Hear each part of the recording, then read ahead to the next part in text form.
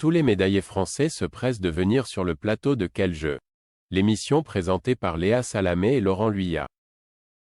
Seul un grand champion a décliné l'invitation. Voici pourquoi. C'est le rendez-vous du moment. Celui où est réunie la crème de la crème des athlètes français. Depuis le coup d'envoi de l'événement sportif parisien, Léa Salamé et Laurent Luyat reçoivent les médaillés du jour dans Quel jeu? Talk show diffusé aux alentours de 23 h sur France 2. Les deux animateurs y décryptent les moments forts de la compétition en compagnie de leurs convives, issus du milieu du sport et d'ailleurs.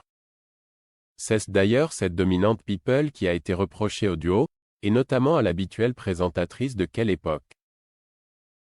Les internautes n'ont pas manqué leur cible en couvrant de critiques Léa Salamé pour sa méconnaissance de l'effort physique et pour son manque d'empathie envers certains champions. Ex-consultant vedette de Canal+, Pierre Ménès ne cesse pas gêné pour livrer le fond de sa pensée sur sa consoeur. Non seulement elle ne connaît rien au sport mais en plus elle le méprise. Lui confier une émission est une idée du démon, avait-il signalé sur X, le 30 juillet 2024.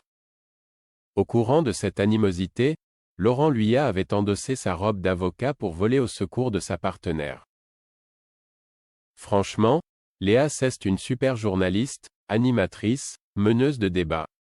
À un moment donné, c'est du bashing un peu dégueulasse quand même, l'avait-il défendu sans un entretien accordé à TV Magazine. Est-ce que cette onde de critique a trouvé écho chez Léon Marchand, le nouvel héros du sport tricolore? En tout cas, le nageur a décidé de snober l'émission de France 2, alors qu'il a effectué une large tournée des médias. La raison de son boycott? Le Parisien écrit qu'il aurait refusé d'y prendre part car le programme ne correspondait pas à ses valeurs. La production, prête à tout pour le recevoir, avait même proposé d'enregistrer son interview en milieu d'après-midi au lieu de l'interroger en direct le soir. Une demande qui a fait plouf.